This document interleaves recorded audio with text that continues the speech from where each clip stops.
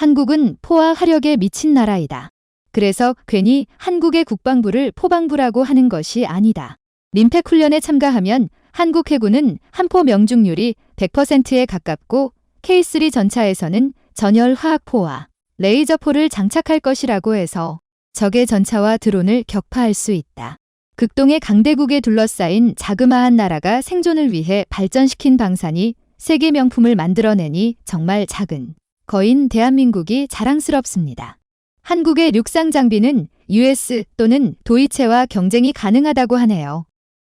해상과 공중 무기도 곧 따라가겠지요. 핵심 기술은 모두 확보했다니까요.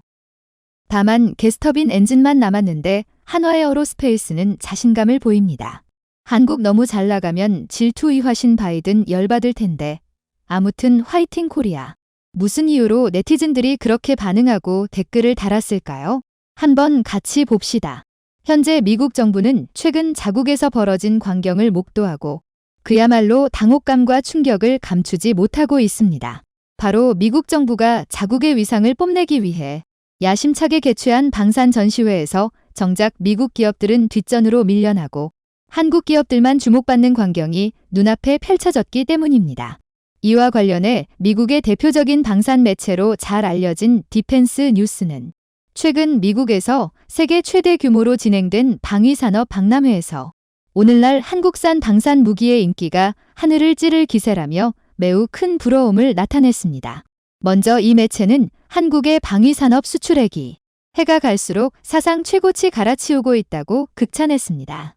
이는 당장 올해만 하더라도 한국의 방위산업 수출액이 150억 달러를 달성함으로써 전년에 세운 72억 5천만 달러를 2배나 넘어섰기 때문입니다. 더군다나 호주와 말레이시아에 더해 노르웨이와 사우디를 상대로 남겨놓고 있는 잠재적인 거래를 감안해 봤을 때 올해 연말쯤에는 200억 달러 달성 문제가 없다는 것입니다. 특히 한국산 방산 무기가 이처럼 큰 성장세를 기록하게끔 한 효자 상품은 뭐니 해도 K9 자주포를 손꼽을 수 있는데 이미 한국과 인도는 물론이고 호주와 핀란드를 비롯해 노르웨이와 에스토니아뿐만 아니라 튀르키예에 더해 폴란드와 이집트에 이르기까지 전 세계 곳곳에서 K9이자 주포를 도입하기 위해 혈안이 되어 있다는 것입니다. 실제로 지난 2월에 이집트와 가졌던 17억 달러 규모의 계약에서는 프랑스와 러시아 같은 쟁쟁한 경쟁자를 물리칠 만큼 K9 자주포의 명성이 독보적인 위치에 올라섰음을 대내외에 여지없이 과시했다는 것입니다. 그리고 미국의 방산 매체인 디펜스 뉴스는 비단 K9 자주포뿐만 아니라 다른 한국산 방산 무기들 또한 마찬가지로 전 세계적인 열풍을 일으키고 있다고 보도했습니다. 바로 최근에 있었던 한국과 폴란드의 방산 계약만 하더라도 한화디펜스의 K9이자 주포는 물론이고 한국항공우주산업의 FA-50 경전투기와 현대로템의 흑표전차 K2까지 도입하고 나섬으로써 한국산 방산 무기의 우수성을 전 세계에 제대로 각인시켰다는 것입니다. 그뿐만 아니라 한화디펜스가 개발한 레드백 장갑차 또한 마찬가지로 미국의 군용 차량 기업 오시코시 디펜스와 손잡고 54조 원 규모의 미국 육군 현대화 사업에 입찰키로 한데다가 호주의 차세대 보병 전투 차량 도입 사업에서도 세계 3대 방산 기업으로 알려진 영국의 배시스템 주배 시스템즈는 제치고 최종 후보에 들어가는 기염을 토했다는 것입니다. 그러면서 디펜스 뉴스 러시아의 우크라이나 침공을 계기로 한국의 방위 산업이 동유럽뿐만 아니라 북미 국가들에도 이상적인 파트너로 자리매김하고 있다고 치켜세웠습니다. 이는 2001년에 벌어진 9.11 사태로 인해 미국을 비롯한 서방의 주요 국가들이 테러와의 전쟁에 휘말린 탓에 재래식 무기를 개발하기보다는 오히려 정보전에 집중했지만 한국의 방위산업은 한국전쟁이 휴전된 1953년부터 줄곧 재래식 전쟁에 집중해옴에 따라 서방 국가들과 비견할 수 없는 막강한 무기 체계를 보유하게 됐다는 것입니다. 그도 그럴 것이 한반도는 현재까지도 지정학적 상황으로 인해 북한뿐만 아니라 한국을 상대로 끊임없이 도발을 일삼는 중국과 일본까지 상대해야 하는 만큼 자주포와 함선을 비롯한 무기 시스템을 대량으로 생산할 수 있는 인프라를 필수 불가결하게 갖출 수밖에 없었는데 공교롭게도 오늘날 증대되고 있는 신냉전 질서에서 가장 이상적인 시스템으로 추앙받고 있다는 것입니다. 실제로 이를 증명하듯이 현재 러시아의 우크라이나 침공을 목도하고 있는 동유럽 국가들을 비롯해 스칸디나비아와 발트해 국가들은 2년이나 4년 뒤가 아니라 지금 당장 최신 재래식 무기를 필요로 하고 있는데 이를 신속하게 제공할 수 있는 국가는 지구상에서 한국밖에 없다는 것입니다. 그뿐만 아니라 미국 매체는 전 세계 많은 나라들이 오늘날 미국산 방산 무기보다 한국산 방산 무기를 대거 도입하고 나선 것은 한국 기업들이 미국은 절대 쫓아갈 수 없는 막강한 판매 전략을 구사하고 있기 때문이라며 감탄과 탄식을 감추지 못했습니다. 이는 최근에 일본 매체인 니케이 아시아 특집 뉴스로 보도한 것만 놓고 보더라도 한국 기업들은 이른바 맞춤형 판매 전략을 펼쳐오고 있는데 구매국과의 안보 상황과 재정 상태는 물론이고 산업 구성에 대해서도 철저히 분석함으로써 이를 통해 상대 국가와 공동으로 무기를 생산하거나 재정적인 형편이 어려운 국가들에 대해서는 비교적 저렴한 중고 제품을 판매하는 방식 주저없이 제한하고 있다는 것입니다. 그리고 미국 기업과 달리 한국의 방산 기업들은 기술 이전에 대해서도 매우 유연한 입장을 내세우고 있는데 이는 단순히 무기 시스템만 판매하는 매우 협소한 협력에서 벗어나 기술적인 가치를 함께 공유하는 진정한 동맹 관계를 구축함으로써 한국산 방산 무기를 그 나라의 주력 자산으로 자리매김하고 있다는 것입니다. 그러면서 이 매체는 한국의 방산 무기는 가히 K-팝과 다름없다고 극찬했습니다. 실제로 이 매체는 최근 스톡홀름 국제평 연구소 SIPRI가 발표한 자료에 따르면 한국의 최근 5년간 방위산업 수출액은 이전 기간에 비해 무려 177%나 증가하는 기염을 토하면서 기어코 세계 8위 방산 대국으로 올라선 것만 보더라도 이를 여실히 대변해준다고 보도했습니다. 이는 한국이 그 기간에 중국과 영국을 넘어 세계에서 가장 빠르게 성장한 국가라는 것을 의미한다. 스웨덴 싱크탱크에서 일하는 시몬 베제만 연구원은 아마 내년쯤이면 한국의 순위가 더 올라갈 것이라고 말했다. 그들은 지난 20년 사이에 가장 빠르게 성장하고 있다는 것이다. 바로 한국의 방산 순위가 영국과 중국을 넘어서는 것에 만족하지 않고 더 높은 곳을 향해 끊임없이 질주함에 따라 기어코 세계 4강의 방산 강국에 발돋움하려 한다는 것입니다. 특히 한국의 이런 성장을 눈여겨본 스웨덴의 군사 전문가들은 한국의 방위산업이 마치 K-팝과 다름없다고 분석하고 있는데 이는 달리 말해서 한국의 방산 무기가 동서양을 가리지 않고 세계의 여러 국가로부터 아낌없는 찬사를 받고 있다는 것입니다. 실제로 디펜스 뉴스는 이미 10년 전부터 한국의 방위산업은 K-팝과 마찬가지로 동남아시아에서 선풍적인 인기 열풍을 일으켰고 이를 발판 삼아 오늘날에는 전 세계를 무대 종횡무진을 거듭하고 있다고 보도했습니다.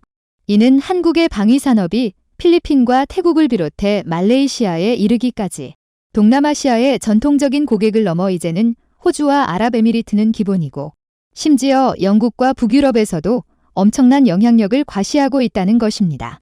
일부 관측통들은 한국 자동차와 스마트폰을 비롯해 반도체와 컨테이너선에 이르기까지 모든 제조 분야에서 오랜 전통을 가지고 있기 때문에 한국의 번창하는 방위산업을 믿기 어렵다고 생각하지 않는다.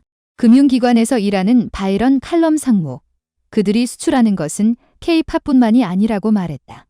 그는 한국이 북쪽 국경으로부터 상당한 안보 문제에 직면해 있고 또한 그들은 세계적으로 경쟁력 있는 기술 강국임을 입증하고 있기 때문에 한국이 방위산업에서 신흥 강국으로 올라선 것이 왜 놀라운 일이냐고 반문했다. 그러면서 이 매체는 한국이 세계 최고의 방산 강국으로 올라섰음을 증명하듯이 최근 미국에서 진행된 방위산업 전시회에서도 똑같은 광경이 연출됐다고 보도했습니다. 이는 미국 육군협회가 워싱턴에서 주최한 세계 최대 규모의 육군 방위산업 전시회에 미국과 영국을 비롯해 700여 개가 넘는 방산 기업이 참여했음에도 불구하고 유독 한국 부스만 문전성시를 이뤘다는 것입니다. 특히 그 중에서 단연 돋보였던 것은 한국의 명불허전 방산 제품인 K9 자주포와 K10 탄약 운반 장갑차를 생산하는 한화디펜스 부스였는데 이곳에는 행사 기간 내내 발 디딜 틈도 없이 구름 인파가 몰려들었다는 것입니다. 그 때문에 이 매체는 미국에서 개최된 이번 전시회가 정작 미국 기업들이 아닌 한국 기업들만 주목받음으로써 이른바 주객이 전도되는 광경마저 연출됐다고 감탄했습니다.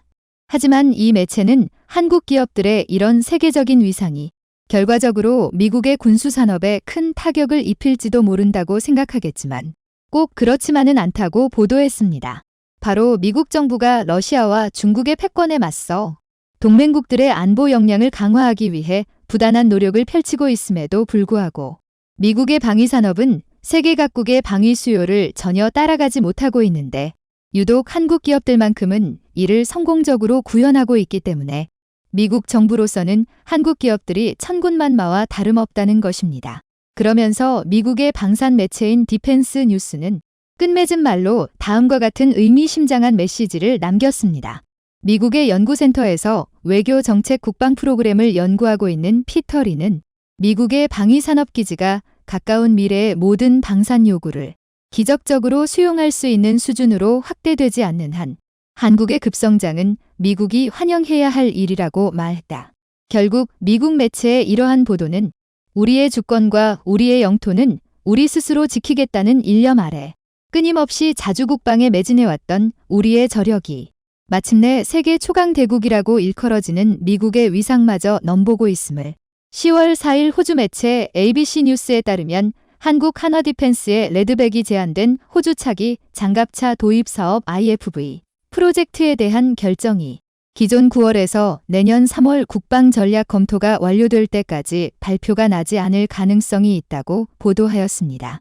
전 정부 여당이었던 자유당 소속 의원들과 호주 육군은 결정이 지체되지 않기를 바라고 있지만 현 여당인 노동당 의원들의 결정 연기 제안으로 인해 내년까지 밀린 것인데요.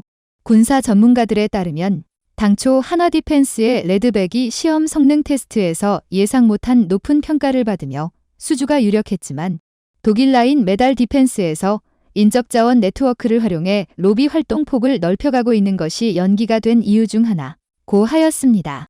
호주의 링크스 장갑차를 제안한 독일 라인 메탈 디펜스는 1889년에 설립돼 100년이 넘는 전통을 가진 방산업체로 1977년 설립된 한화디펜스에 비해 브랜드 인지도나 신뢰도 측면에서 훨씬 앞선다는 평가를 받고 있습니다. 업계 관계자들은 미국을 비롯한 독일과 호주는 로비스트 법이 제정되어 있어 로비가 합법이지만 한국은 그렇지 않아 이 분야가 생소하다라며 방산업계에서 로비 없이 경쟁을 이기겠다는 것은 마치 과외나 학원을 전혀 다니지 않고 의대를 진학하겠다는 것과 같은 격의라고 언급했죠. 로비스트의 천국이라 불리는 미국 워싱턴에는 현재 의회에 등록된 로비스트만 해도 2만여 명이 활약하고 있고 이들 중 태반이 군수업계 로비스트 무기상입니다. 미국 로비 업계에서는 석유에 이어 무기가 두 번째로 큰 사업 대상인데요. 독일과 미국 굴지의 군수업체들은 별도로 PSE라는 공인된 로비 단체도 두고 있습니다. 이 단체는 연간 500억 달러에 달하는 세계 무기 시장과 1천억 달러 안팎의 미군 무기 납품을 겨냥하고 활동을 벌이는데요. 지난 한 해 동안 세계 군수업체 중 매출 실적이 10위 안에 든 회사는 모두 PSE 주주 업체였습니다. 이들 무기업의 손길은 세계 여러 의회에도 뻗쳐 있습니다. 해외 매체 오펀 디마크러시에 따르면 세계 각국 무기 회사들은 독일 국방 예산 인상을 앞두고 독일 의회에 600만 유로를 로비하는 데 썼다고 하였습니다. 무기 회사들은 오랫동안 독일의 군사비 증액을 촉구해왔는데 독일 의회의 로비 등록부에 따르면 크라우스 마페이 105만 KMW, 라인메탈, 에어버스, 티센크룹 등 많은 기업이 2020년 이후 의회 의원들에게 총 640만 유로 이상의 로비를 지출했다고 하였습니다. 호주 의회가 예정된 9월 발표를 갑자기 내년 3월로 연기하려 하는 움직임도 독일 업체들의 로비가 주요한 원인이죠. 무기 로비스트들의 활동은 비밀리에 이루어지지만 지난 2021년 노르웨이 전차 도입 사업에서 한국 K2 흑표 전차와 레오파르트 EA7 전차가 경쟁 중이던 당시 독일 업체 크라우스 마페이 베그만 KMW 불법적인 로비 정황이 드러나 파문이 일어난 적도 있습니다. 노르웨이 매체 www.2.no2.com에 따르면 독일 전차는 로비 지원을 받고 있어 한국의 전차 제조업체는 저항에 부딪히고 있다 라는 기사를 보도했는데요. 로비 활동의 주축이 된 곳은 노르웨이의 카발리 클럽이라고 불리는 사모임이었습니다. 한국어로 직역하면 기병 클럽인데 1882년에 설립된 유수한 역사를 자랑하는 곳으로 자체 정보에 따르면 노르웨이 기갑부대에 복무하거나 복무한 적이 있는 300명 이상의 회원들이 소속되어 있습니다. 이들은 매년 열리는 정규 행사에 노르웨이 국방부 장관과 육군 장관을 모두 참석시키고 있는데요. 기사에 따르면 노르웨이 군 무기체계 도입 사업 의사결정에 영향을 끼칠 수 있다고 합니다. 특히 이 카발리 클럽의 회장인 이삭 셈이 KMW의 고문을 맡은 것으로 알려져 파장은 커졌는데요. 카발리 클럽의 웹사이트에서는 노르웨이 전차 도입 관련 칼럼을 썼는데 당시 레오파르트 EA7 전차를 두고 우수한 화력과 특출난 기동성과 같은 표현과 함께 다양한 사진 및 비디오 영상으로 노르웨이의 이것이 왜 최고의 설명인지 설명하였지만 K2 흑표 전차에 관해서는 단 하나의 기사만 내보냈습니다. 그리고 그 기사라는 것도 심지어 2017년 신형 파워팩 엔진 및 변속기의 기술적 문제와 관련된 K2 프로그램의 지연에 대해 보도한 내용이었죠. 심지어 카발리 클럽은 KMW의 레오파르트 EA7 노르웨이 도메인인 레퍼드 EA7 노의 소유권을 가지고 있는데 그건 그렇다 쳐도 K2 블랙팬서 노의 도메인 소유권도 멋대로 가지고 있는 것으로 드러났습니다. 현대로템의 노르웨이 지사 라디오스타 무스모겐 센 대표는 K2 블랙팬서에 관한 정보를 담은 웹사이트 설립을 검토했으나 이미 카발리 클럽에서 구매하였다는 사실을 발견했고 놀라움을 금치 못했다며 특히 카발리 클럽 웹사이트에 K2에 대한 4년이 넘은 부정적 기사가 실렸을 때는 경악을 금치 못했는데 카발리 클럽 회장 겸 KMW의 고문인 이삭 셈이 이러한 결정을 내렸다는 것을 이해할 수 없으며 경쟁자를 비하하기 위해 별도의 도메인을 설정했다는 것은 우리는 생각지도 못한 낮은 수준의 전략이라고 하였습니다. 위와 같은 독일 업체들의 전문적이고 규모 있는 로비 활동은 호주 육군 차세대 장갑차 도입 사업에도 영향을 끼치는 것으로 보이는데 호주 육군의 평가가 레드백 쪽으로 기울자 다시 결정을 연기하는 쪽으로 방향을 틀고 있는 것이죠. 이에 호주 육군의 어떠한 요구와는 상관없이 정계에서 마음대로 연기 지연 절차를 거행하고 있는 것입니다. 독일 라인메탈과 KMW는 미 육군 장갑차 사업인 OMFV에도 한화 디펜스와 경쟁하고 있는데요. OMFV 사업의 수주를 따내기 위해 이 독일의 두 회사는 지분 통합 방식으로 몸집을 키우려 하고 있습니다. KMW는 프랑스 전차 제작사인 맥스터와 각기 50% 지분의 합작회사 형태로 설립되었는데요. 지난 7월 라인메탈에 따르면 라인메탈이 KMW 지분 중 절반인 맥스터의 지분을 사들이는 방안을 추진 중이며 인수 방향에 따라 미 육군 OMFV에 제안하는 차량이 수정될 수 있다고 하였습니다. 국내에서는 한화가 명실상부 방산 1위 업체이지만 해외에서는 인지도나 사업 규모, 로비 측면에서 신입에 가까운 것이 사실입니다.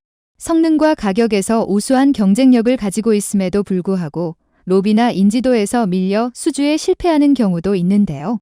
이에 규모와 인지도를 높이는 것이 한화에 있어 최우선 현안으로 록히드 마틴, 오시코시, 엘빗 등 해외 유명 업체들과의 컨소시엄 방식을 채택하고 있는 것이죠. 지난 3월 호주 매체 파이낸셜 리뷰앤드로 틸렛 정치부 기자의 기사에 따르면 앞서 언급한 바와 같이 성능과 가격에서 뛰어나지만 불리한 조건을 지녔다는 것이미니 이런 상황 가운데 최근 한화는 놀라운 소식을 발표하면서 세계 방산 시장의 주목을 받고 있습니다. 한화가 대우조선해양 DSME과 한국항공우주산업 KAI를 인수해 세계적 규모의 종합방산 글로벌 선진기업으로 도약하겠다고 밝힌 것인데요. 현실화한다면 한화는 육구해 공 모든 분야를 아우르는 한국의 록히드 마틴으로 발돋움하는 것입니다. 이젠 정말로 야구 빼고 다 잘해. 록히드 마틴은 우리나라가 도입한 F-16 파이팅 팰콘과 F-35 라이트닝 EA 등의 전투기, 그리고 고고도 미사일 방어 체계 THAD-SAD를 개발한 회사로 그동안 여러 번의 합병과 다른 회사 사업 부문 인수를 통해 급성장하였습니다. 지난 3일 한화는 2조 원을 투입해 대우조선해양 유상증자에 참여하는 방식으로 인수를 진행할 계획임을 밝혔습니다. 현재 DSME의 최대 지분을 보유한 산업은행은 지난 1월 대우조선해양과 현대중공업의 합병이 무산된 직후부터 경영 컨설팅을 진행했고 그 결과 민간으로 빠른 매각을 검토해왔는데요. 일각에서는 세계 최고의 조선기업이 이조밖에 안 하냐? 거저먹기네 하실 수 있지만 사실 DSM은 빚만 10조 원이 넘고 그동안 6조 원이 넘는 국민의 혈세가 공적 자금으로 투입되고 있어서 하나가 인수의 새 주인이 된다면 두루두루 여러모로 좋은 거래가 될 수 있습니다. 하나는 현재 한화에어로스페이스와 한화의 방산 부문, 한화디펜스 등 3개 회사에 분산돼 있던 방산 부문을 한화에어로스페이스 하나로 통합하는 작업을 진행 중입니다. 이를 통해 회사를 2030년까지 글로벌 방산 톱 12 기업으로 키우겠다는 구상을 밝혔는데요. 여기에 대우조선해양이 더해지면 기존 방산에서 해양 방산까지 아우르는 위육해, 공통합방산 시스템을 갖출 수 있다고 보고 있습니다.